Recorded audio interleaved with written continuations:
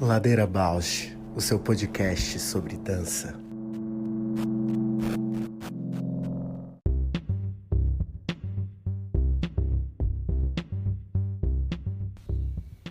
Olá, eu sou a Paula Petreca e esse é o Ladeira Bausch, um encontro semanal para mover pensamentos de corpo.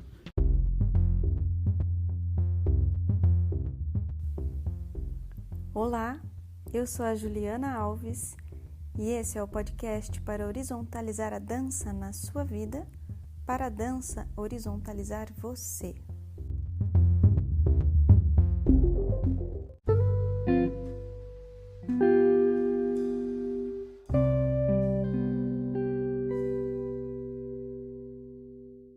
Olá! Olá, Paula! Feliz Ano Novo, Ju! Obrigada, você também. Feliz Ano Novo. Eu tô Exatamente, continuando. E como tá por aí as coisas? Tudo bem, tudo... ajustes, né? Tudo assim, continuando a partir de organizações bem incertas, assim, né? Por conta da escola das crianças, a gente não sabe onde que eu vou ficar, né? Porque eu fico nessa, onde que as crianças vão ficar, na casa dos meus pais, em casa, são cidades diferentes. Então, tá bem assim, é isso, um dia de cada vez. Normal, né? Acho que todo mundo mesmo, né? Eu não tenho criança, mas também sinto essa escuta, né? As coisas mais do que nunca estão bem certas, né? A gente não sabe mesmo o dia de amanhã, então é um dia de cada vez, seguindo e construindo, né? Cada dia, cada dia. Mas sabe que eu tô bem atenta, assim, também a essa falsa ideia, né, que vão nos vendendo, assim, tipo, venham, a gente foi ver academia de natação para eles, né? Assim, pensa com todas as considerações, qual das melhores hipóteses, porque eles estão desde março sem nenhuma atividade. E aí vendem aquela falsa ideia, assim, de que tá tudo certo, que já estão retomando, vamos lá, e daí você vê outra, né, várias outras coisas retomando. Então, tipo, agora virou o ano e agora vai voltar tudo como era antes. Sim. Né? É uma grande equívoco, né? Acreditar que agora o ano novo é a vida nova e aí vem uma notícia, né, que desestabiliza e faz a gente acreditar de alguma coisa. Sim. Que a esperança tá mais próxima, né? Que a vacina tá mais próxima e no fundo não é bem assim. Eu tenho uma tendência mais pessimista e minha irmã morando fora, né, e vendo como as coisas vão acontecendo lá, me deixa um pouco mais... Eu não tenho, assim, muitas, como eu posso dizer? Esperança de que as coisas retornem. Eu acho que quanto antes a gente entender que tem que inventar novos formatos para um presencial ser possível, e dá muito trabalho, né? Menos a gente vai sofrer, porque olha só, lá na Inglaterra, né, onde a minha irmã mora, a vacinação já está rolando. Claro que ainda está com idosos e profissionais de saúde, mas já está rolando. E o sistema de saúde colapsou com a mutação, que não tinha colapsado na primeira onda, né? Então, isso já me coloca assim, né, nesse meu... Não vem de fora a solução, né? Acho que a gente vai ter que arregaçar as mangas em algum momento para entender um trabalho coletivo de uma mudança enorme, né? Sim. E pensar no pior, né? No melhor dos cenários, né? Como na Inglaterra, existe essa imensa preocupação, quem dirá no pior dos cenários, né? Exatamente, exatamente. É difícil ter uma perspectiva positiva mesmo. Mas, né, nesse exercício da continuidade, né? E entender que a gente tem se adaptado, sem juízo, né? Sem ficar fazendo uma ode da adaptação, mas entender que a gente ainda tem essa plasticidade, de adaptar, de seguir de uma maneira que não é a ideal, mas encontrar uma forma. E realmente, sem ficar vangloriando isso, eu tô com essa intenção para esses dias que têm seguido, né? Não saiu como esperado, mas como é que saiu? Bora lá e bora lá. É uma... Eu acho que esse estado, né, de... A gente já tem, né, tantos anos que está vindo a empatia, a sororidade, a resiliência, esses termos que às vezes até estavam, né... Esvaziados, né? Posso dizer que eu os conheci profundamente há 3, 4 anos atrás, assim, né? Eles vêm sendo amadurecido eu como entendimento desses conceitos na prática, na vida, entendendo onde que eles podem se situar, né? E às vezes até cansa, né, de pensar em todos esses.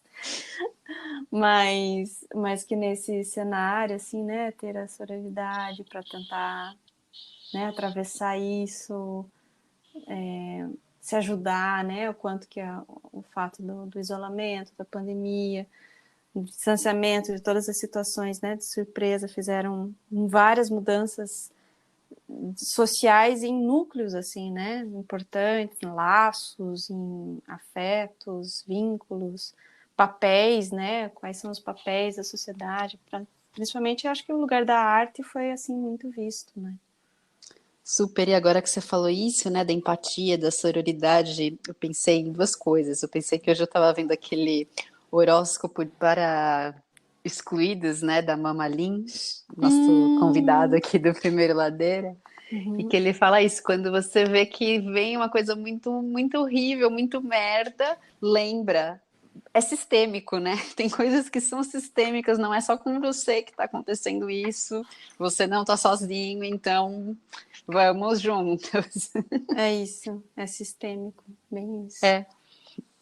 E várias frentes, né? Várias questões. Pode pegar da astrologia até o, sei lá, engenharia, matemática, química, física. Todo mundo tá tendendo a pensar dessa forma, né? Não tem muito como fugir, que para você pensar hoje em dia pensar um edifício, você precisa pensar naquele que tem dificuldade de acesso, né? De acessibilidade, portador de deficiências, se vai fazer um filme, precisa pensar que aquele filme precisa estar acessível também para, né, outras linguagens de acesso, né? Acho que está mudando muito. De quantas pessoas estão acessando conteúdos que talvez só teriam acesso muito depois, ou teriam visibilidade muito depois, e estão tendo mais recursos, assim, porque está chegando mais, né? E é um discurso que está... Um tipo de pensamento que não tem mais como voltar atrás, né? Exato. Esse Exato. Sistêmico. Até a psicologia, né? As terapias, acentuando isso, né? O mesmo discurso de medicina, de já falar, epa, isso não é uma doença, isso não é um problema, isso é um outro tipo de característica, é uma outra condição. Ajustes. Alteridade, né, também. Total, alteridade, que a gente falou no último programa também, né? Enredando as coisas, que é isso, é o sistêmico. Até o Ladeira tem o seu sistêmico para lidar. Total. Muito legal te ouvir agora. Fiquei lembrando aqui uma viagem agora, de muitos anos atrás, uma aula tua que você estava, acho que, substituindo o Peter no 100, o Peter Michael Dietz. Eu fui fazer aula tua e você falava muito, considera, acho que era a tua palavra naquela aula, considera o chão, considera o outro, considera a parede, considera o ar. E considerar, acho que é uma palavra mega importante, né, em tudo isso que você está falando, e é uma palavra que sempre que eu escuto, que eu considero a palavra, eu lembro de ti. Que legal. Considerar. E que como gesto, parece que é um gesto assim, você não puxa, o convite, né, eu lembro que naquela época eu fazia Aikido com a Joana, E era, assim, uma dificuldade, porque o Sansei falava, aprenda a convidar, porque ou eu puxava ou eu deixava passar. Uhum. Deixava cair, deixava o golpe atingir alguma coisa, mas convidar era muito difícil convidar. E aí, você falando do considerar, parece como gesto, para mim, esse gesto do convite. Sim, E eu tô até né? vendo você fazer agora. Que é deixar aberto só, né? Só deixar Uhum. aberto. Não é impor o que você espera, deixar trabalhado na zero expectativa. Uhum. O gesto de abertura, né, do que o outro, de como o outro vem, de como você está, de como todas as informações, né, o espaço, o ar, a parede, a cor, o chão, o vento, tudo pode entrar e agregar, né, sem um ter que ceder o espaço do outro. Então eu acho que aí foi mais um portal. Quando a gente começa a elaborar o assunto, eu sinto esse portal assim que chama o nosso convidado, que parece que contorna e são as palavras de convite mesmo, né? Quando a gente Uhum. delineia, né, o que a gente quer falar, o que está presente hoje. Sim, é um E rito aqui do Ladeira já. é um rito. E a Lu, que é a nossa convidada de hoje, a Luciana Lara. Bem, foi incrível escrever as perguntas, né? Convidá-la, todo o processo que a gente está, né, para convidar e para chegar a esse dia de hoje.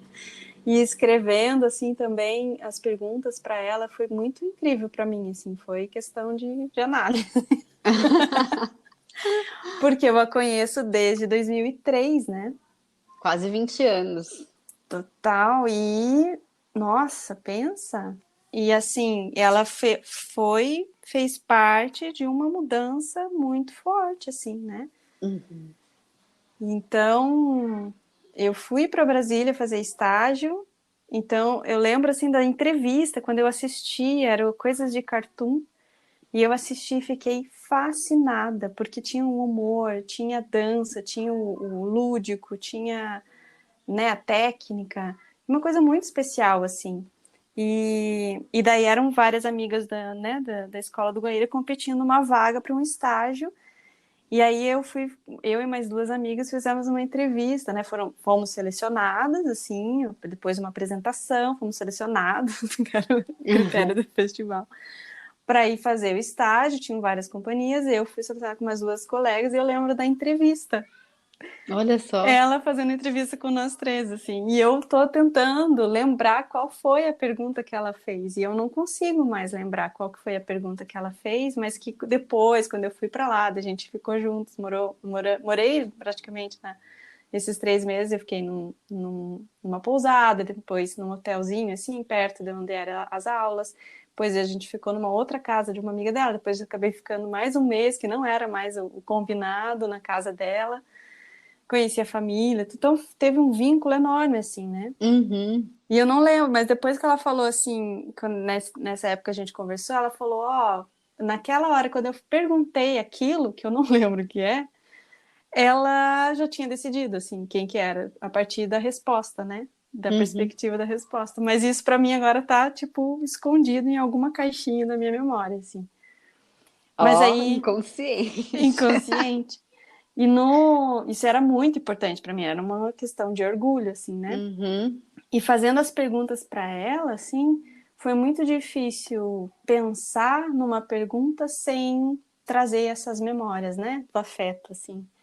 Então, assim, Ah, que incrível. tô muito feliz, assim, é um dia de realização hoje. Que incrível.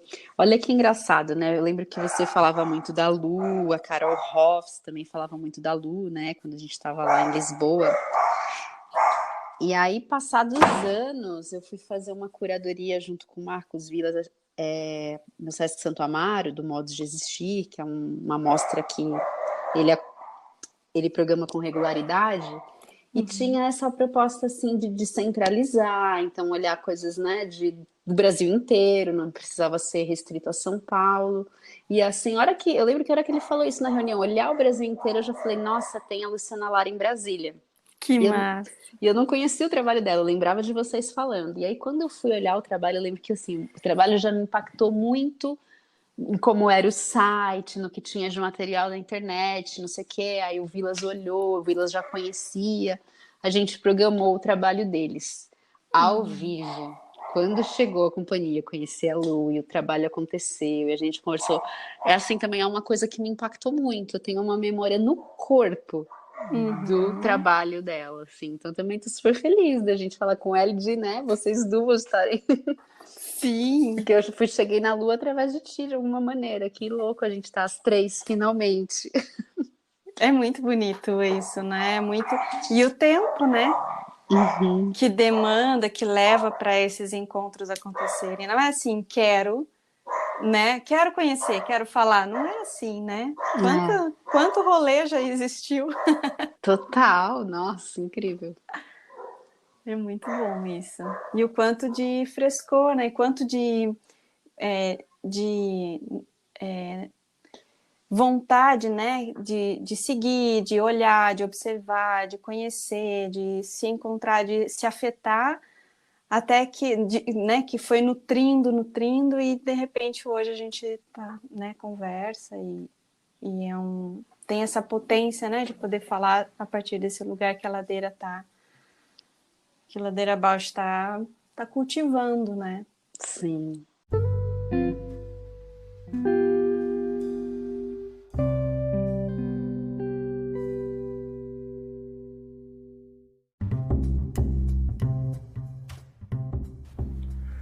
Ladeira Bausch, o seu podcast sobre dança.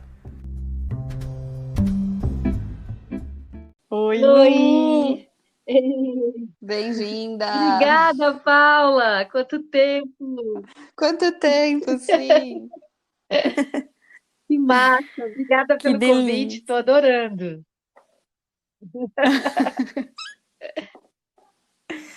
Que coisa boa! A gente estava aqui super já criando o ambiente aqui de conversa para. Então, assim, Lu, a gente está bem feliz, né, com você. Já é né, um convite que a gente está assim matutando, ladeirando já desde o início, assim. Então, é um dia muito especial, né, para o Ah, Ladeira. imagina. E a gente tem a pergunta inicial, assim, que é para você se apresentar e que a gente pergunta quem é você na Ladeira. Eita! Uma pergunta muito existencial. Eu tô na ladeira também, viu? Ainda mais nesse ano de 2020, cavando, né? Tô ainda no impulso da ladeira abaixo. Mas eu sou, o que que eu sou? Nossa Senhora. Bom, eu tento ser uma coreógrafa de uma companhia que eu montei quando eu tinha 17 anos, com um desejo muito grande de ter um espaço, ter uma galera junta para criar, para tornar possível algumas criações, para materializar alguns desejos. Estou fazendo isso há 32 anos. A gente completou agora, dia 28 de dezembro, 32 anos de companhia, antes status quo, companhia de dança. É 88. Tá Gente, vendo? Você era uma bebê. então, tinha 4 anos. É. Não, gente, no Brasil, uma companhia, 32 anos, é muito, muito especial. Ah, Fiquei aqui agora é muito louco isso, né? Porque a admirada. gente, a gente vai indo, vai indo, vai indo e não se dá conta, né, assim, disso. É lógico que eu passei por muitos perrengues, ainda continuo passando, e a gente sabe o nosso dia a dia, né? Adoro. Sabe que só no Brasil, acho que no mundo todo é Uhum. uma coisa difícil mesmo de você se manter fazendo profissionalmente, se dedicando a qualquer tipo de arte, né? Mas é Uhum. tão assim, esse desejo, ou então esse exercício diário de estar fazendo, colocando a companhia para frente, que a gente não para muito para pensar o quanto difícil tudo isso é mesmo, né? É muito Sim. louco isso. Mas é lógico que a gente vai chegando, eu tenho hoje, né? Completei em novembro 51 anos, e começam as coisas, cada época da nossa vida a gente vai mudando um pouquinho, né? E vai sentindo as coisas diferentes, vai ressignificando tudo, né? E eu acho que essa coisa, talvez também esse horizonte obscuro, meio nublado, meio turvo que a gente está nesse momento, faz a gente olhar muito para trás, né? E aí isso está muito forte mesmo, essa coisa Uhum. de, nossa, como é que eu cheguei até aqui, né? Como é que eu tenho 32 anos de companhia? Muito louco pensar isso. A minha história contigo é desde 2003, né? Eu acho. 2003, Eu também estava querendo 2004. lembrar isso, foi 2003, né? Eu acho que Olha foi só. 2003. Uau, tem tanto tempo.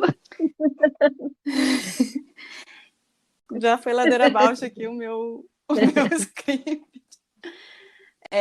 Qual que foi a pergunta que você fez na entrevista que a gente estava para depois a gente conversou sobre isso, né? Porque era uma seleção, né, de um festival que eu dancei clássico no festival, que eu lembro, assim, e que as companhias selecionavam algumas pessoas para fazer estágio. E daí eu lembro que fui eu e mais duas, né, amigas, assim, e daí a gente fez uma entrevista e você fez uma pergunta, daí eu lembro que depois a gente conversou, né, sobre aquela entrevista, daí você falou, quando eu perguntei aquela pergunta, eu já sabia que era você. Não estou lembrando especificamente da pergunta, Ju, mas eu lembro de você de uma pessoa muito, muito viva e querendo experimentar, e eu acho que isso é uma das coisas mais importantes para mim, aberta à experimentação, sabe? A não ter nem o limite da própria dança ou de qualquer tipo de estilo ou gênero, de tipo de arte.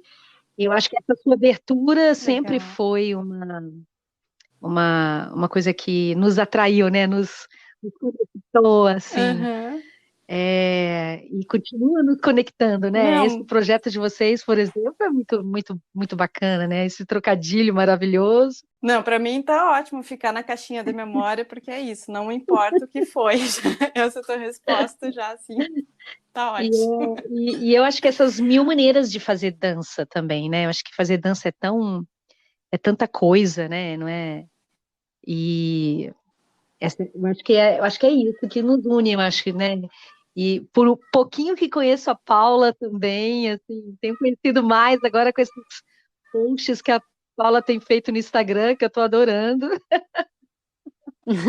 que eu, de vez em quando vejo, não sou uma seguidora ávida do Instagram, mas toda vez que entro, eu acho que eu vejo o que você coloca e é muito bacana de ver também toda a extensão, assim, digamos assim, esse arco que você faz dos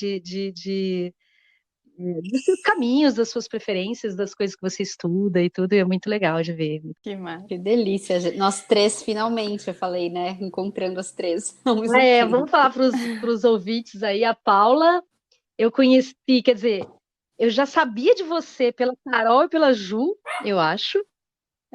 Eu falei isso, eu sabia de você pela Carol e pela Ju Exatamente. também. Vocês três estudaram em Lisboa, né? E se encontraram em Portugal durante um tempo, conviveram e tudo, numa experiência parece muito profunda lá com a Sofia e tudo, né? E aí surgiu aquele evento, né? Aquele projeto do Sesc Santo Amaro, que se chama Modos de Existir, e a Paula foi curadora, né? E escolheu o Uhum. Camalhões como uma das intervenções urbanas que participaria desse ano. E aí foi ali que a gente se conheceu pessoalmente, né? Trocamos um pouquinho ali, e foi muito legal. Desde então, fico de olho na Paula. A gente vai se acompanhando, assim. Que delícia. Eu falei antes de você entrar falando com a Jo, eu falei do impacto que até hoje aquela intervenção, aquela performance tem pra mim. Quando eu lembro, assim, eu falo, uau, que trabalho. Aqueles que dá tesão de ver, de fazer. Ah, que massa, Paula. Olha, quem sabe, né? Essa coisa da pandemia aí parou todos esses trabalhos presenciais, principalmente os da rua, Uhum. mas quem sabe um dia você não faz ele com a gente, hein? Ia ser massa. Eu ia adorar. Eu ia Olha, adorar. Fiquei pensando assim, falei, nossa, se ela curte assim, e quem sabe fazer, sentir no corpo, pode ser interessante. que incrível. É, Olha, é tá mesmo. tudo documentado aqui. Bem, então eu vou começar a aprofundar aqui. E aí, eu escrevendo, veio muito a maneira como eu te via, né? A maneira como eu conheci, o que me tocou. E veio esses termos que eu estava falando com a Paula. A inquietude do bem que eu vejo, né, no teu modo de dar aula, no teu modo de mover, no teu modo de colocar as questões, né, para a criação. Um humor tirano, que eu me lembro, né, veio Ai, esse tipo de termo, assim, para mim escrevendo. Humor tirano, veio rebeldia inteligente, que daí me faz pensar lá naquele Festival Internacional de Dança que teve lá, e, nossa, aquelas coisas, improvisações, com 20 anos, para mim aquilo estava, assim, muita coisa acontecendo, assim. Uma humanidade incansável que eu percebo em ti também, de dialogar com o heterogêneo, assim, né, de sempre deshierarquizar também, né, os papéis, assim, eu observo muito isso, assim, desde, né, que eu aprendi o que era um anti-status quo, foi quando eu Ai, que conheci lindo, você. que lindo, Que Ju, era essas isso? palavras, tô me arrepiando aqui. Obrigada. E aí vem agora, então, Ai, agora segura essa. Então, a que você relaciona isso, né? Essas palavras, né? O que chega, como chegou em você, o que você relaciona isso, onde se dá, né? O que é a Lu e o que não poderia deixar de ser a Lu e o que a Lu traz das suas experiências para, né, dentro disso. Assim. ai, ai, ai. Não é ladeira abaixo, é ladeira dentro. Ladeira dentro é ótimo. Né? Pertinentíssima para o tema de hoje. Olha, começando então, deixa eu me organizar. Você perguntou sobre como que chegam essas Vai. palavras, né? Feliz que isso sejam as palavras escolhidas para falar de mim, né? Não sei, eu tenho a sensação de que a dança, ela me promoveu, digamos assim, um ambiente de experiência de vida mesmo, né? De você estudar ou se repensar ou estar sempre aprendendo da vida a partir da dança, né? Muito da arte, né? Então, eu me confundo muito com a história da status quo nesse sentido, né? Eu me misturo muito, né? Quando alguém me lembra, por exemplo, os espetáculos que a gente fez no passado, eu costumo lembrar de uma época de vida, né? Assim, tipo, eu olho e falo, nossa, eu era assim, olha, eu tinha esse interesse, olha, eu estava com essas dúvidas, eu estava com. Então, eu tenho uma sensação de que essa mistura é uma das coisas que mais me faz, né? Me faz ser eu, digamos assim. E é lógico, né? Eu não sei se vocês já ouviram essa expressão, uma expressão que eu não sei quem é que falou isso, mas eu sinto isso profundamente. É uma coisa de professora, né? Quando a gente é professor, a gente é a melhor versão de nós mesmos, né? No sentido de que a gente consegue ser, às vezes, muitas vezes, no discurso, o que a gente gostaria de ser na prática e a gente não consegue. E às vezes nem no discurso a gente consegue, mas a gente tenta. Então, essa versão melhor, eu acho é o que eu talvez consiga fazer essa relação com você falar, essa humanidade incansável, essa tentativa de entender o mundo, de entender as diferenças, as, as maneiras diferentes de pensar e de ver o mundo, de me confundir um pouco com elas. Eu achei interessante o humor tirano, isso eu fiquei até com vontade de te perguntar o que você quis dizer exatamente com isso. Eu acho que eu tenho. Eu herdo, na verdade, um senso de humor do meu pai, da minha família, até meio bobo, sabe? Assim, eu tenho um humor meio que às vezes eu até fico com vergonha de mim mesma, de achar que eu sou engraçado. Sabe, quando você acha coisas engraçadas, que você fala, nossa, só eu tô achando isso engraçado. E aí, eu acho que de alguma maneira não tem como não tá na minha prática, né? Mas eu fico pensando o que quis dizer com esse humor tirano, né? Menina, isso foi tema para uma sessão de análise e recebi textos de Freud para ler sobre o humor. Uau, Depois que eu te legal. passo, então.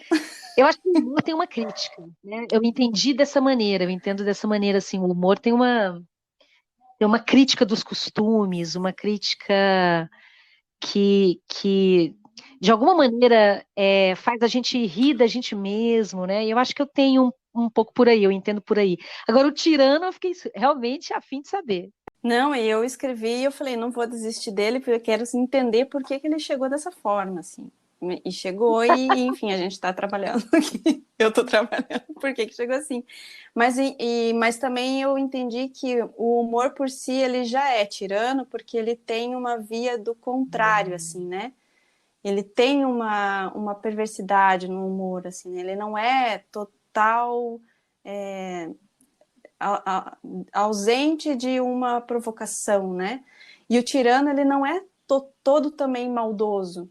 Ele tem uma vontade, assim, de mudança, né? Ele é tirano porque ele tem ali uma gana de renovação, de revolução, Então, parece que os dois termos juntos, assim, eles estão, assim, né? Provocando umas instabilidades. Muito massa.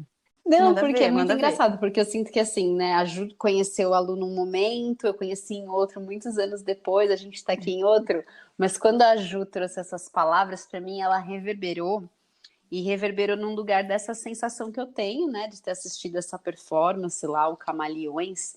Então, de alguma maneira, essa inquietude do bem, essa rebeldia inteligente, essa humanidade, né?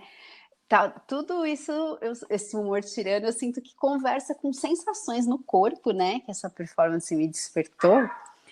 E com essa, não sei, né, se você se reconhece nesse lugar, mas um lugar de uma arte transgressora, de uma arte que chacoalha, né? Que provoca muita coisa. E aí, aquele era um trabalho de rua, e acho que eu achei ele assim tão impactante, porque eu falei, nossa, esse trabalho não abre concessão, né? De porque está na rua você pegar mais leve, ou de porque está na rua, sei lá, né? Vou fazer uma mediação aqui qualquer. E aí eu queria talvez te ouvir sobre esses trabalhos que você faz na cidade, né? Como é que você vai lendo? O que você propõe para vir com essa agudez de proposta? Com esse lugar super provocador mesmo, né? Que o trabalho traz, esse pelo menos que eu vi. Primeiro eu fico super feliz que isso tenha movido em você algumas coisas, né? Porque também eu penso muito também o que a gente faz, como que move os outros, o que a gente faz, como é que as coisas que a gente faz fazem mover, né? E o que isso modifica nas pessoas, né? Na percepção, na reflexão, na fruição, né? Nesse processo de estar ali presente naquele momento, naquela performance, o que acontece entre o performer, a performance e quem está ali assistindo ou participando ou testemunhando, né? Esse trabalho com a cidade, ele surgiu assim muito de repente, muito de uma maneira inesperada, porque a gente estava fazendo um trabalho chamado Cidade em Plano, que era um espetáculo sobre Brasília, sobre a construção, sobre a relação do corpo com a cidade de Brasília. E a gente começou a trabalhar na rua como um estudo mesmo de campo, digamos assim, para levar para dentro da sala materiais e discussões e experimentar movimentos com as sensações que a gente tinha de fora. Mas quando a gente saiu, me revelou um outro mundo, assim, uma possibilidade tão diferente, tão intraduzível para dentro da sala de aula ou para dentro de um espetáculo que é feito dentro de um teatro, que isso acho que modificou todo o meu trabalho desde então, sabe? Essa experiência foi modificadora da maneira como é que eu faço o trabalho agora. Até hoje eu vejo que essa ida para a rua modificou tudo, né? A gente constrói a percepção do mundo, né? Com tantas nuances, tantos detalhes, tantas influências, né? E quando a gente começa a trabalhar numa coisa, todas essas, pelo menos eu sinto assim, né? Quando a gente está num processo criativo, essas coisas ficam mais visíveis, elas ficam mais perceptíveis mesmo, mais concretas, de o quanto que você vê o mundo dessa maneira por causa dessa sua história, da sua trajetória, da sua vivência e tudo. E isso me faz questionar muito, assim, o que eu estou vendo, o que eu estou percebendo. E eu acho que o meu trabalho, ele é essa lente de busca daquilo que está escondido ali, sabe? Na nossa percepção. O que essa percepção construída, e às vezes a gente tem ela como dada, né? A gente acha que é a única verdade absoluta, e eu acho que essa lente de aumento, o estudo do processo criativo vai me trazendo talvez essa agudeza que você está falando, que eu busco assim incessantemente para entender a forma como eu penso, como eu sinto as coisas com que eu estou trabalhando, né? Eu acho que eu sou assim, de alguma maneira, né? Até na vida pessoal, assim, eu dou uma canseira, às vezes, às pessoas um pouco, porque eu vou muito nesse lugar aí de estar me questionando o tempo todo, até às vezes me confundo um pouco, porque essa noção absoluta que eu tenho, se existe alguma uma noção absoluta, é essa, de que não existe noção absoluta. Hum. Muito bom. Ela é muito inquietante, né? Ela faz o tempo todo, talvez eu tá sempre buscando, né? Porque não tem fim isso, né? Isso não tem Sim. fim. Então é um aprender, é um estudar o tempo todo, né? E aí também vem da minha percepção também quando eu assisto alguma coisa que me toca, geralmente são coisas que me fazem ter me colocam nesse lugar de quase de um certo desconforto. Para mim, os trabalhos que às vezes, porque o gostar, ele passa por esse outro lugar, né? Um lugar de uma certa, de não saber o que você está assistindo, um certo incômodo, uma certa, como é que fala isso? Um enigma a ser decifrado. Entendeu? Uhum. Eu gosto desse lugar que quando eu estou diante de uma outra obra e talvez eu persiga isso de alguma maneira, né? Sim, acho que deu a deixa aqui, voltou aqui, mas contemplou tudo aqui. Eu acho que a Lu você super se entende, né? E eu acho que você falou muito que vem da sua família, e eu lembro muito, assim, de rir muito na companhia dos seus pais, e era uma Você relação muito. conviveu com eles, né? Com o lado da minha família, verdade. Sim, realmente esse humor e essa. Que eu acho que é da onde você bebe, da onde você articula, da onde você tem como característica e que eu identifico que é a Lu mesmo, não podia deixar de ser a Lu, né? Quando eu ouço você falar, né, dessa inquietude, que essa não tem como não ser dessa forma, né, de não ter nada certo e tal, mas me faz, a partir, né, da minha vivência, da minha experiência, aquilo que eu falei de conectar com a memória, eu tenho curiosidade, e você falou isso já na tua apresentação, né? Quais são as ladeiras da Lua, assim? Quais foram as que você escalou e que reconheceu que foi difícil? Quais foram as que você se arriscou e foi ladeira abaixo e aprendeu com isso? Eu queria muito saber esse lugar né? Nem tudo é incrível também, tudo é... Né? Esses perrengues, a gente até o programa piloto, a gente tinha um quadro que se chamava de Perrengues da Dança, assim. Ah, Quando você falou perrengue, eu amei. Qual foi o perrengue, né? Quais são alguns perrengues que você pode contar, assim? Uma experiência, uma história, um relato de uma ladeira que você reconhece que você superou, que você não superou, que você desistiu e que se arriscou e que foi abaixo, assim. Eu tenho, não sei se você conhece totalmente uma história muito louca que eu tenho de que aos 13 anos, eu andando a cavalo, eu caí do cavalo e não soube que tinha quebrado a coluna, porque é uma história muito maluca. Eu não contei para os meus pais, por vários motivos que eles tinham, minha mãe tinha me proibido de andar a cavalo, porque sabia que eu era uma louca em cima de um cavalo. E eu fui para uma fazenda, não contei para ela. Então, criança, 13 anos, quando eu voltei dessa fazenda, que eu tinha ido sem eles, que eu fui com uma amiga, eu não contei para eles que tinha caído do cavalo. E convivi com a dor e com um problema na coluna durante até os 26 anos, em que 27, na verdade, e aí eu fui descobrir, com uma dor que não passava, que a minha coluna estava quebrada.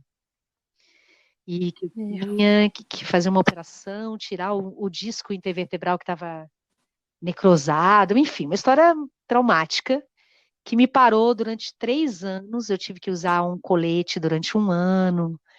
Durante um ano, eu tive que recuperar os movimentos bem devagarinho. Eu tive algumas complicações, que eu tive uma contratura muito forte na coluna.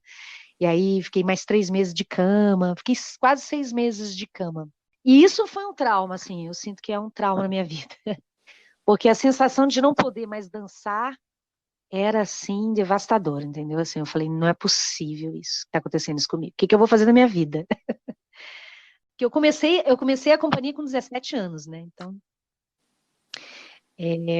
com 26, eu me vi, assim, sem poder fazer o que eu mais gostava, sem perspectiva de poder voltar. Os médicos falando que talvez eu não pudesse mais dançar. Eu acho que essa é uma ladeira que eu subi. Acho que é uma ladeira que... Sim. Primeiro eu rolei lá para o fundo do poço, depois eu subi ela bem devagarinho. E continuo subindo ela, eu acho, até hoje. Porque é um trauma no corpo também, né? Uma coisa de um limite que te coloca e que te tira um pouco o chão, te tira um pouco a... A gente, quando é jovem, mais jovem, a gente tem uma força que a gente nem tem ideia, né? Uma falta de medo das coisas e tudo. Me colocou muito medrosa do futuro, me colocou... Então é uma ladeira que ainda subo todo dia, né? Que eu acho que começou ali, ou então tornou mais profunda essa percepção do medo que eu tinha de várias coisas. Mas estou aqui, né? E eu acho que estou conseguindo. Acho que houve uma transformação mesmo na forma como eu lidava com a própria dança, né? Eu continuava criando, mas eu não podia mover, então eu tive que basicamente desenvolver uma fala mais articulada para continuar trabalhando, porque eu não podia demonstrar, então eu tinha que falar. Então teve muitos ganhos, né? Então, uma fala sobre o que eu estava querendo fazer, uma tentativa de colocar na palavra aquilo que eu não podia colocar no corpo.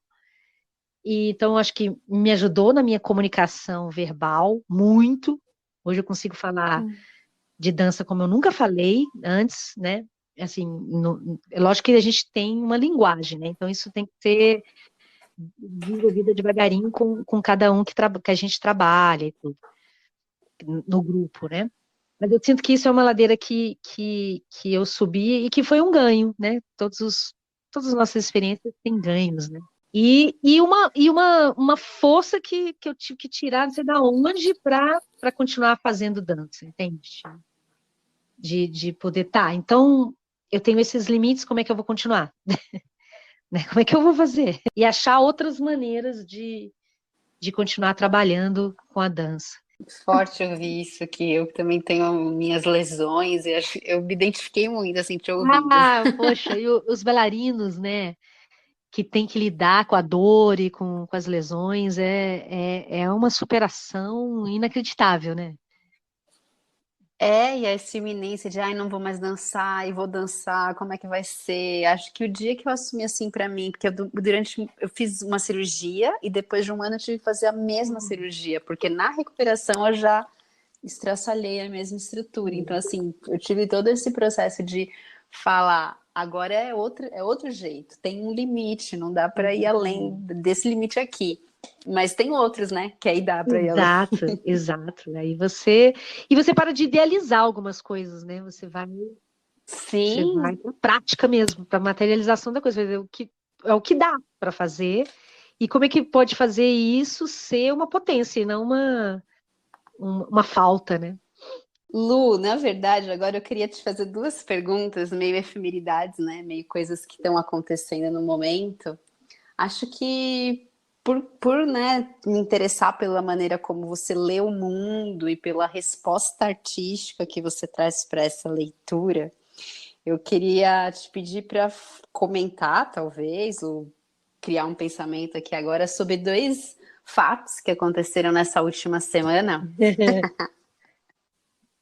O primeiro, você pode falar na ordem que você quiser, eu só vou apresentar eles numa ordem assim, para mim, né, como que tá.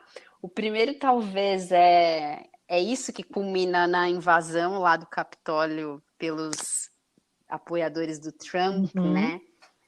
Aonde, para além de tudo que é péssimo, horrível nesse evento, tem ali uma proposta estética, né?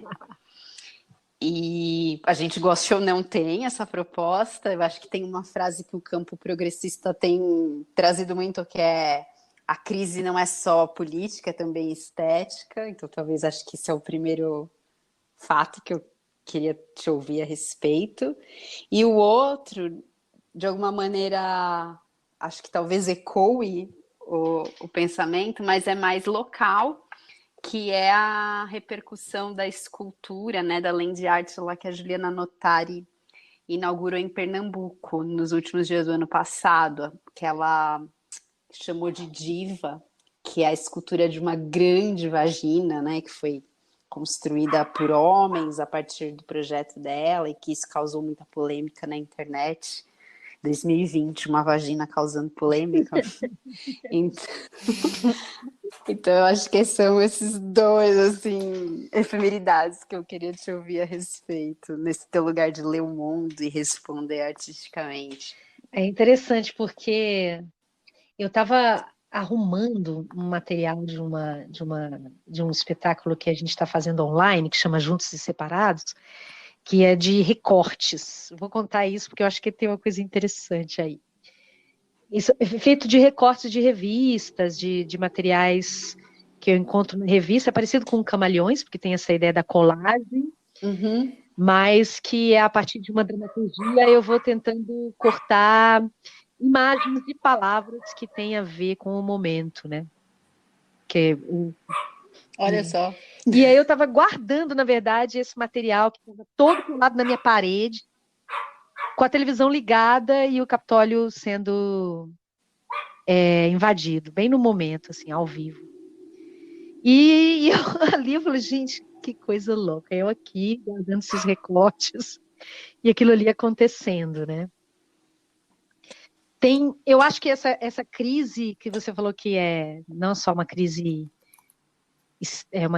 política ou é uma crise cultural, uma crise estética, porque a estética para mim ela é esse lugar do simbólico que materializa algumas coisas ou que torna visível coisas que são intangíveis, né? Então, é sempre, se tem uma crise cultural, vai ter uma crise estética, na minha opinião, assim, como é que separa uma coisa da outra, né? E eu sempre fico muito abismada com uma coisa que talvez venha antes. Eu sempre busco um pouquinho como é que a nossa cultura produz isso, né? Da onde vem isso tudo, entende? Então, assim, e aí vai direto nessa escultura da vagina, né? É aquele texto da, da Eliana Bloom, né? É incrível, Uhum.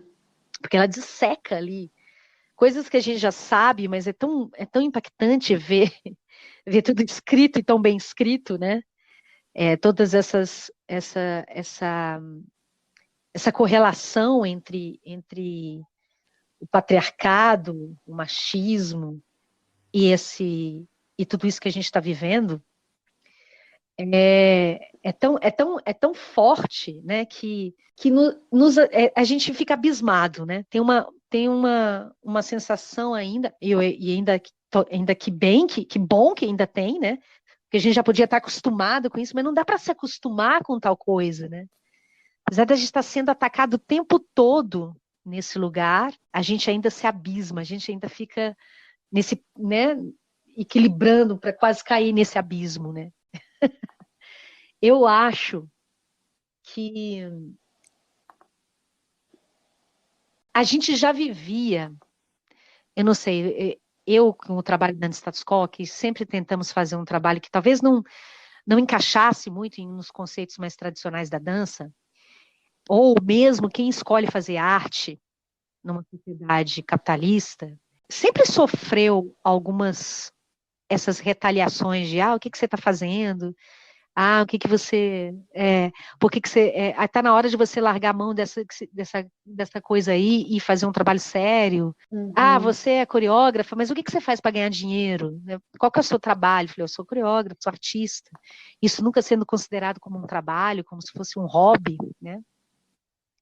Isso a gente sempre enfrentou. Eu tenho 32 anos de companhia e eu lembro do início, eu sempre enfrentei esse tipo de discurso. Quando alguém via minha obra, ou mesmo de familiares, ou de pessoas próximas, amigos, que não entendiam essa escolha de vida. Então, assim, eu acho que tem uma coisa aí, é que esse bichinho foi crescendo, sabe? A gente estava muito iludido de que a gente estava dando conta de acalmar isso, ou de mudar essa cultura. Mas é uma coisa tão antiga, tão profunda. Pena, a gente sabe que o mundo é cíclico, né? Que a vida é cíclica e que a gente vai ter que ter muito mais força agora para combater tudo isso novamente. Então, para mim, aquele fato que aconteceu ali, o que eu não consigo entender é como que ninguém não tinha por exemplo, um policiamento ali no Capitólio para não permitir aquilo acontecer, né? Porque já estava dado que isso ia acontecer. Eu não consigo entender.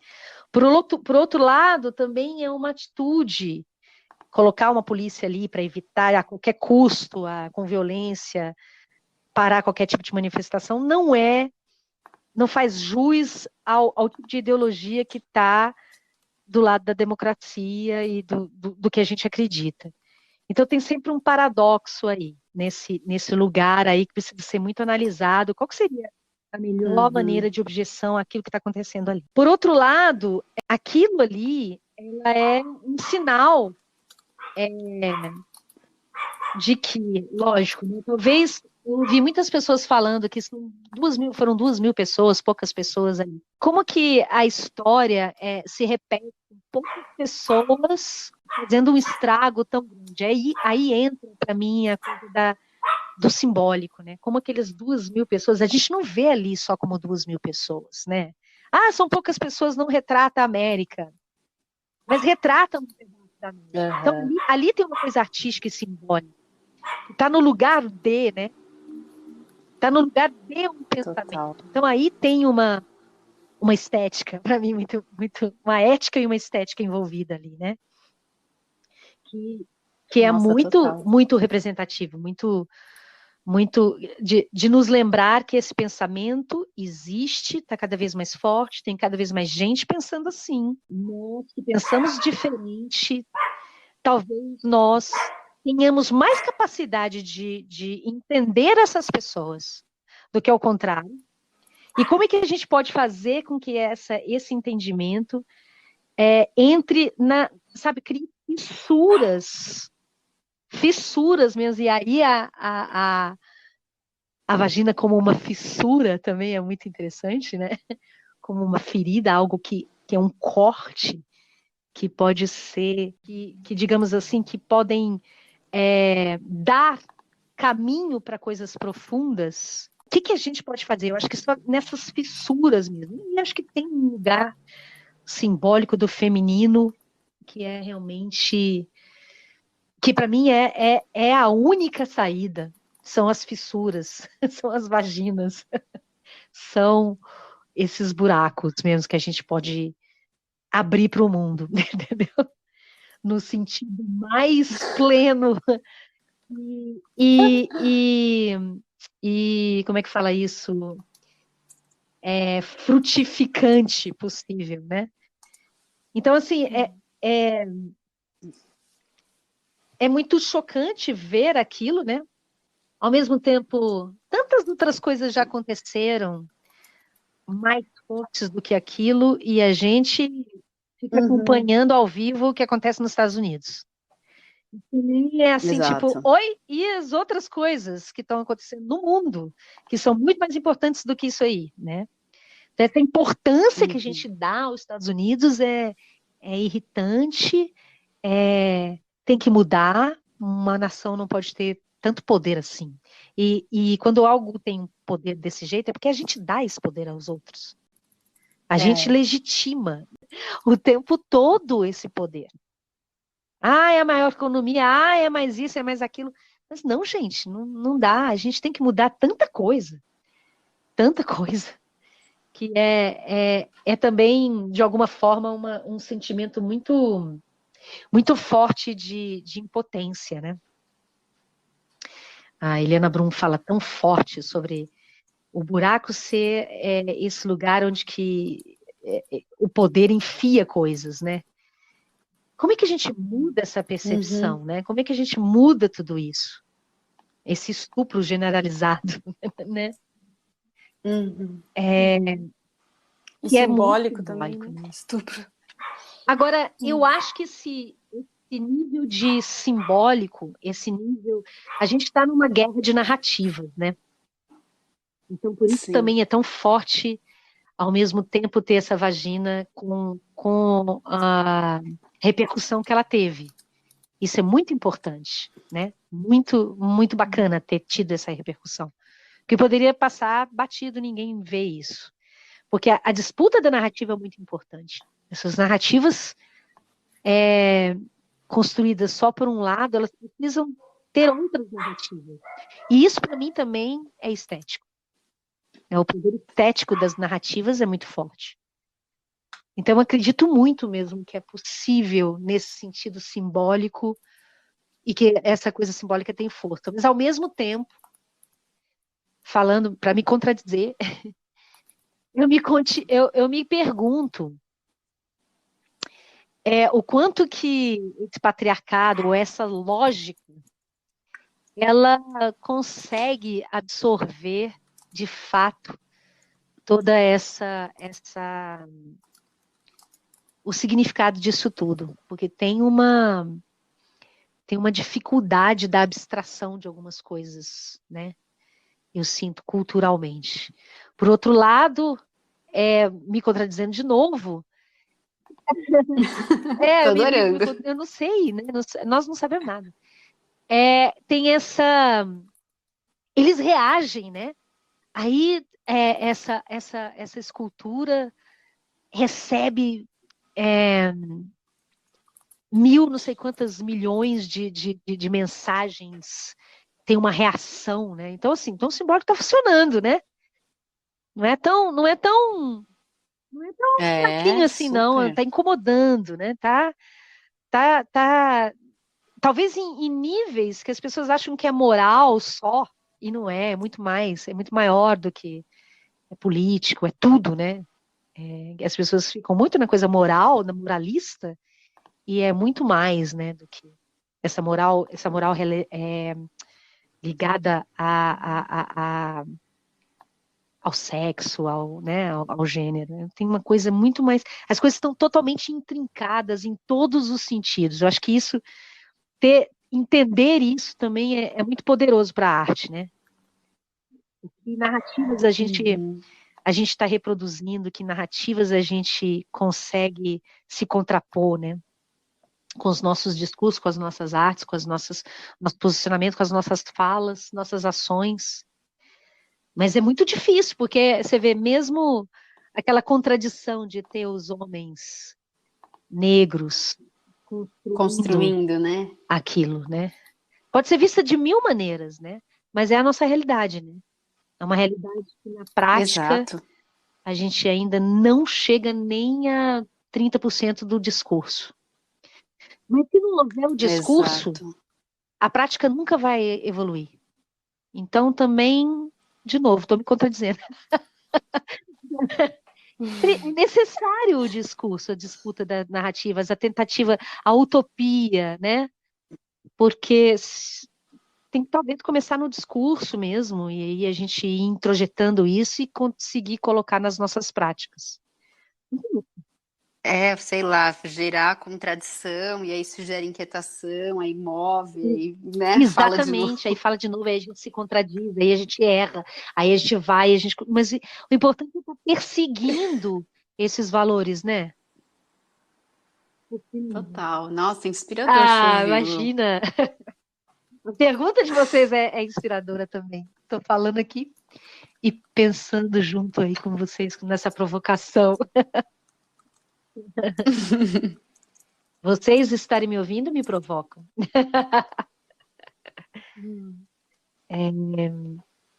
Mas eu acho que é isso. Eu acho que é,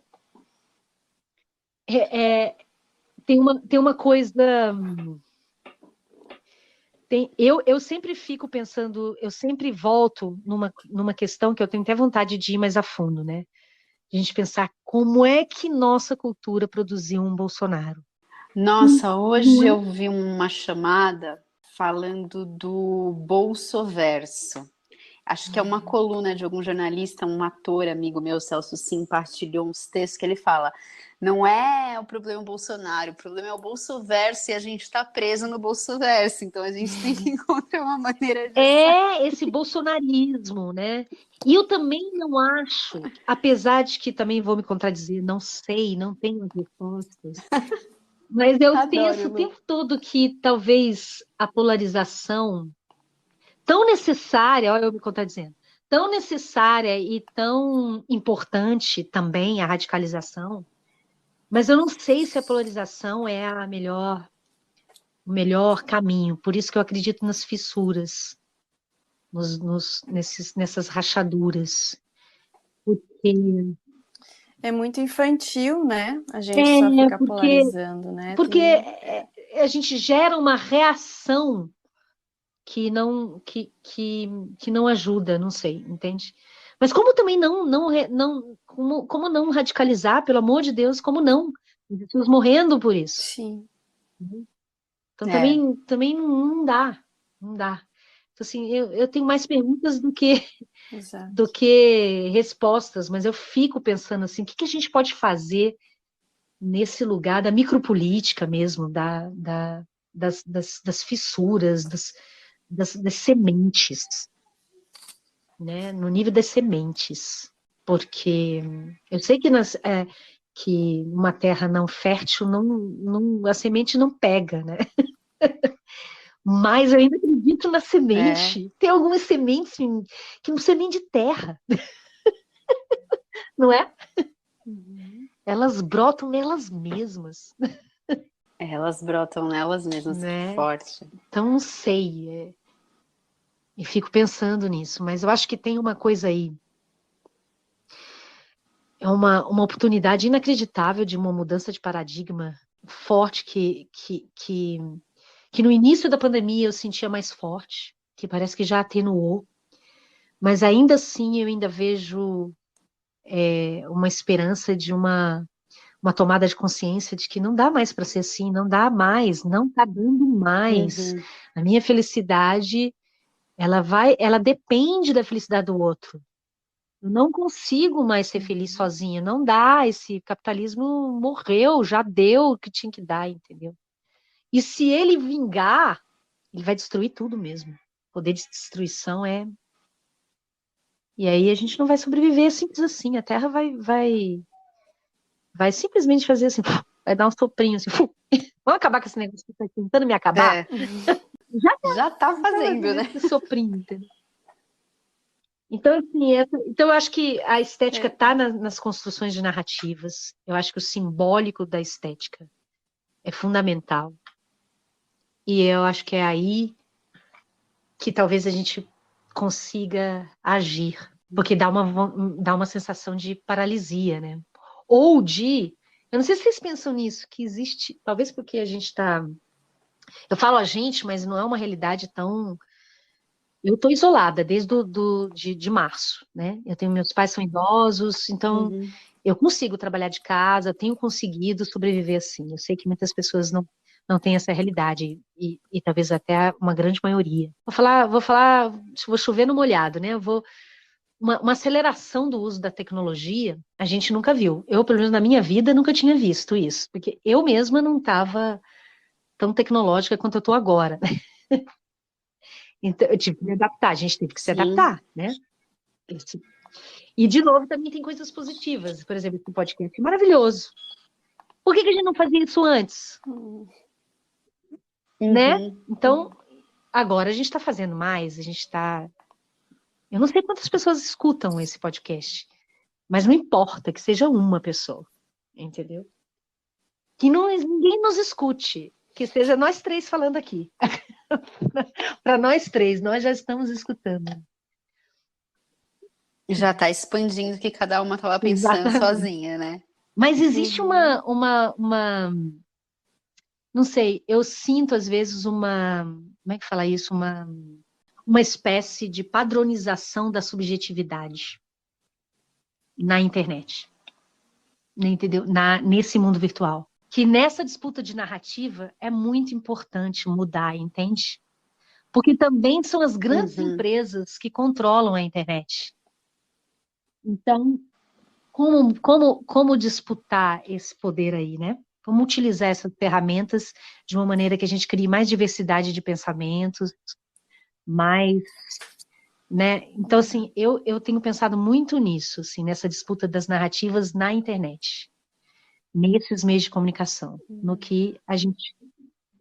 E é muito, muito obscuro para a gente que não está muito focado nessa gana, né? Nesse sistema.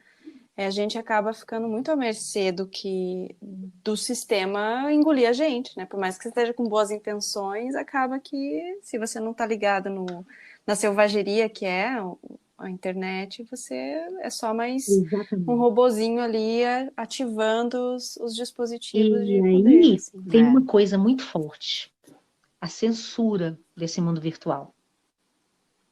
A gente tem uma censura do Lixamento, né? corpo, né? A gente sofre uma censura do corpo. Então, por exemplo, nesses trabalhos que a gente tem feito via internet, que tem que ser gratuitos e que todo mundo quer porque quer alcançar mais pessoas, que tipo de padronização do discurso artístico a gente está tendo? Isso me preocupa muito. Porque a gente não pode colocar uma pessoa pelada né, nua num trabalho, porque a internet não vai permitir. E vai escandalizar. E vai escandalizar também. Já vai contrário aquilo que então se tem quer. uma padronização que a gente vai precisar ter uma luta um pouco mais forte nesse lugar da internet, já que esse é o novo lugar. É um novo lugar para a gente agir, entende? Tenho pensado muito nisso, que arte é essa que nós estamos produzindo dentro da internet que tem que ser aberta ao público. Eu entendo que é um assunto extremamente complexo, mas eu ainda não vejo ninguém discutindo isso. Tá todo mundo fazendo, porque tem que sobreviver, porque isso, porque aquilo, achando muito legal que a gente está expandindo algumas fronteiras. É lógico, eu faço um espetáculo, uma pessoa da Dinamarca assiste ao vivo, uma pessoa do Japão pode estar participando do debate, muito legal. Mas tem o outro lugar, que é esse lugar do convencional, entendeu? Da convenção, da padronização. E isso me preocupa muito nessa disputa de narrativas, entende? Da ditadura da Exato. acessibilidade também, né? É acessível, mas a partir de quem? Que acessibilidade? Tem que ser acessibilidade de todos. Quem é que cabe nesse todos? Então, acho que tem muitas questões aí que ainda estão surgindo, que a gente está no meio do olho do furacão, mas que precisam ser discutidas, precisam ser pensadas, Sabe, a gente não pode mais estar dentro só desses aplicativos que já existem. Os artistas têm que começar a fazer aplicativos deles mesmos. E não É a gente se verdade. adaptar. Acho que a grande chance agora, todo mundo fala assim, porque o artista tem que se reinventar. Detesto essa frase. Porque o artista está sempre inovando. Detesto essa frase. Já totalmente cooptado pelo capitalismo. É o contrário. Não é a gente que está se inovando. A internet vai ter que se inovar para aguentar a gente. É a gente que vai ter que total. modificar esse lugar, entendeu? Fazer desse lugar outro lugar. Apresentar outras possibilidades para as pessoas que gostam de internet, para os jovens, por exemplo, que estão tão conectados, que são as sementes. Que opções a gente tem que dar para essas pessoas que gostam de internet, que já vivem nesse lockdown ou nesse uso da internet intensivo que a gente agora, pessoas que são mais analógicas, estamos vivendo? A nova geração tá conectada de uma maneira muito diferente da nossa. E que conteúdos a gente está fazendo para esse pessoal, entendeu? Que narrativas que a gente está construindo. Total. Então é a oportunidade da gente também entrar na disputa das narrativas na internet, entende? No Instagram, num podcast, num Zoom, seja lá onde for. Entendeu? E como é que fala? Uma narrativa. Eles vão ter que mudar os algoritmos. A lógica dessa inteligência algorítmica, entendeu? Porque. Tá me vindo o humor tirano, sabe? Em algum lugar impor uma Não é? diferença. A gente precisa fazer intervenções na internet.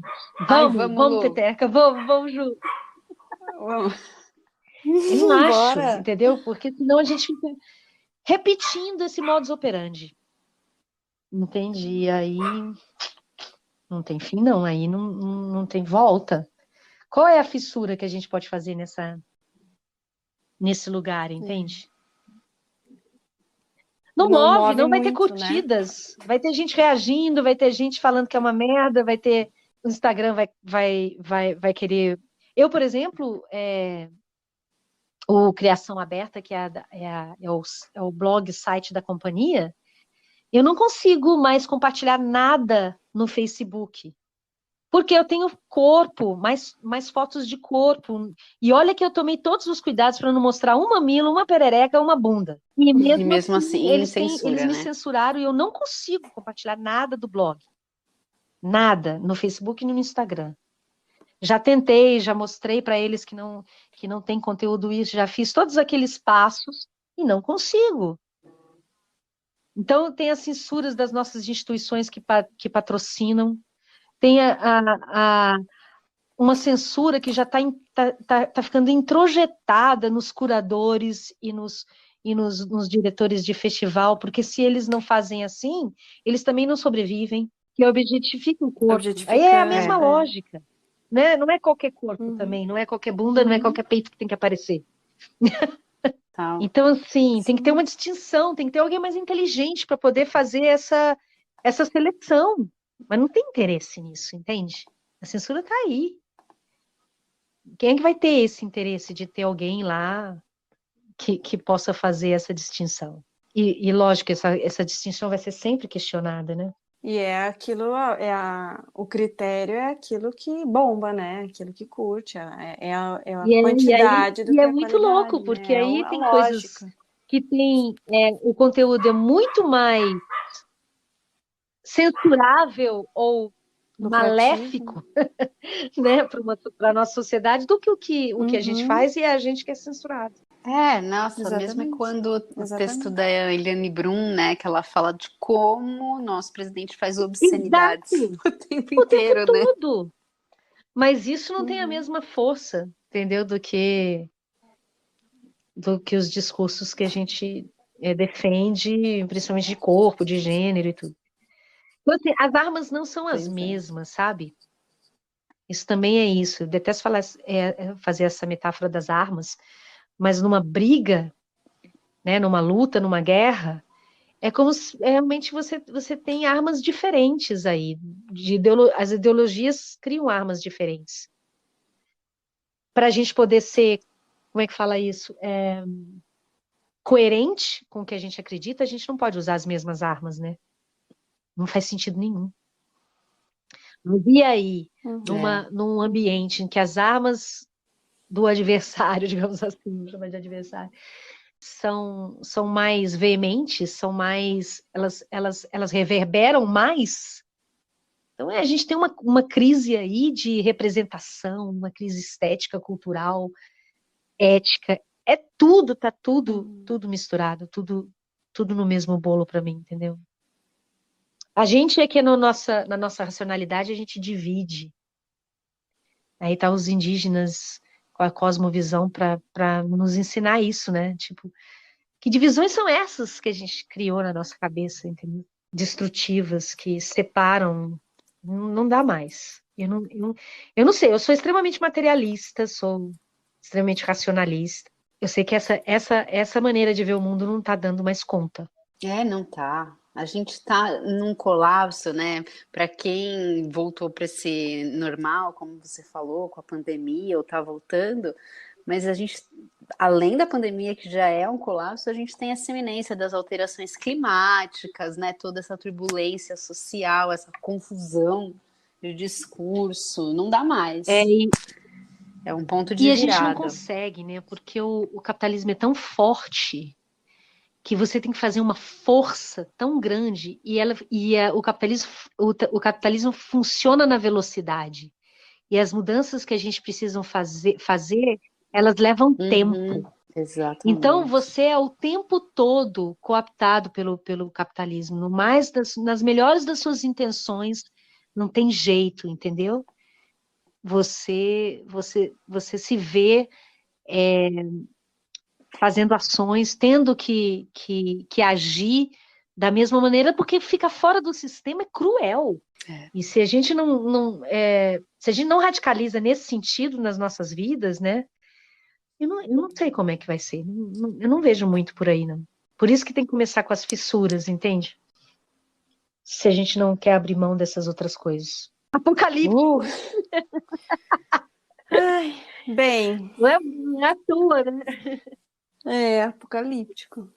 Mas fez um arco, né, Ju, da conversa que a gente começou, chegar aqui. Uou! Muito! Então, coisas que eu posso falar aqui que eu marquei.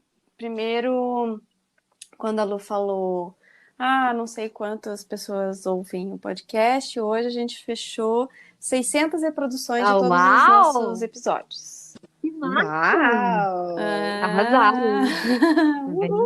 Em 3 meses, né? Desde outubro que a gente...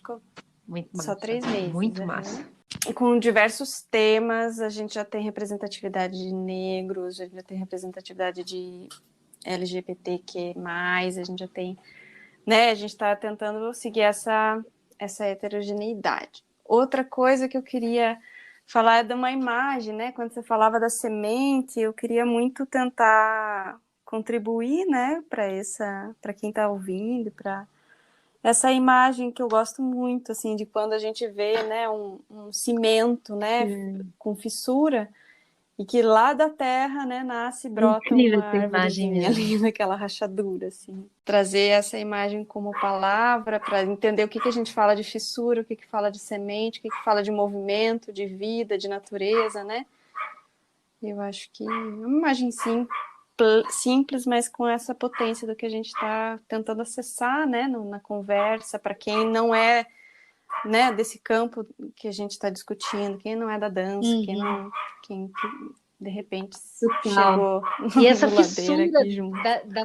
da diva, dessa artista incrível que fez essa obra, também uma fissura na terra vermelha. E tem uma fala da... como é que é o primeiro nome dela? Que é uma poeta negra, Evaristo. Conceição Como é que Evaristo. É o primeiro nome dela? Isso, Conceição Evaristo, que ela fala as vaginas abertas que retêm e expulsam a vida. Tem um que eu acho lindíssimo, que tem numa música também, Lué de Luna, que é lindo também, que acho que faz né, tudo o simbólico e o poético dessa nossa... Estamos em 93 Uau! minutos de conversa, somado a nossa primeira momento, eu e a Paula, até agora, né, acho que fez o arco mesmo, assim, desde, né, o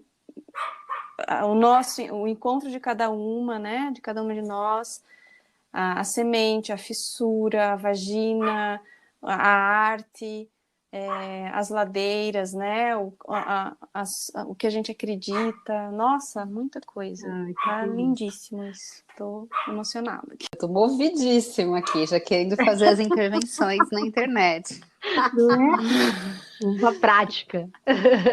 Maravilhoso, Esse claro. nome, Ladeira Bausch, é muito, muito, muito bacana, né? Lógico, esse ícone tão inspirador que é a Pina Bausch para todas nós, né?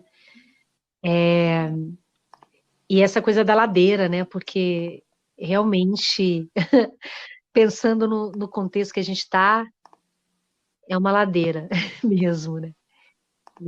Você tem uma aceleração, a ladeira tem essa aceleração para o final, né? E pensando nesse arco que a gente fez, né? Esse subir a ladeira, não dá para ir na mesma velocidade, né? Que a gente desce uma ladeira, que é contra a gravidade. Lu, então a gente precisa terminar, né? Nem, Porque nem todo nem mundo tudo vai. tem fim, né? Então, mas a gente tem que fazer um fim. Nem tudo tem. É, A gente reduz a experiência para poder é uma caber, né? interrupção, né? Não é um fim. Depois Exato, um continua. corte. Exato. Ó, A espero que fissura. As continue intervenções esses virão. papos entre nós, essas trocas que eu amei. Um empurrãozinho nessa ladeira. E aí. Ai, Delícia. que delícia! E aí, se você quiser deixá-lo, contato, né? Como que as pessoas te conhecem, né? Encerrar, se despedir, o que você. Nossa, estou muito grata, muito realizada, muito feliz, né? Dessa conversa. E como você Eu quiser encerrar queria aí. talvez encerrar com uma ideia de. Porque eu sou muito catastrófica, digamos assim. Às vezes eu pareço muito pessimista.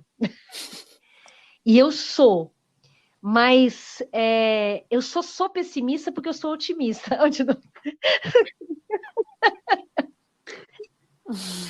Porque eu acho que a gente tem que Adoro! encarar as coisas, sabe? A gente tem que olhar elas e tentar. A gente não pode mais cobrir as coisas que estão acontecendo. A gente tem que encarar. E talvez desse pessimismo saia uma ação forte de força, melhor do que a gente ficar num otimismo falso, superficial. Falso. Então era isso, Ai, né? Eu acho concordo que super. eu queria só dizer isso, que apesar de tudo, eu tenho um otimismo. Eu acho que essa conversa nossa aqui, ela é, por exemplo, parte desse otimismo, é a gente fazer junto, a gente conversar, a gente trocar, a gente não se isolar e a gente ir junto, de mão dada, subindo essa ladeira. Ai, que Ó, delícia. eu tenho algumas. Meu Instagram é lucianalara.ask e a Antistatus Quo Companhia de Dança o Instagram é Antistatus Quo Cia de Danca, né? Tudo junto, sem pontinho, sem nada. E a gente tem um blog que eu tô sempre atualizando. Eu sei que blog é uma coisa meio antiga, mas aí para ir também nessa corrente oposta, o blog é um lugar que tem mais tempo também para você escrever, mais tempo e mais espaço para ser mais profundo. E o blog chama Criação Aberta Anti-Status Quo. Se colocar lá no Google já aparece direto. É isso, os meus contatos. Maravilha. Ai, brigadão, Lu, por esse tempinho, que Imagina, obrigada a delícia. vocês por essas reflexões que elas estão dentro da minha cabeça e agora encontraram um lugar aí para voar. Que vocês sigam com esse Coisa projeto. boa. para além pandemia. Sim, sim. Sim, tem tudo, porque esse lugar aí que a gente está muito sendo nutrida também por esses encontros, né? Acho que do meu lugar motiva demais, assim, motiva, move, é aquilo que você falou, é uma outra maneira de dançar que tá viável, que tá possível, que me realiza muito, assim. A partir disso, Oba! só continuar mesmo. Vamos que vamos.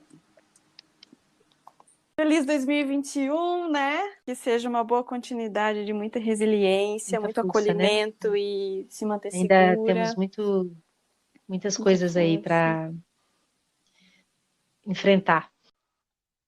Tchau, tchau! Beijo. Beijo, Paula. Beijo, Lu. Tchau.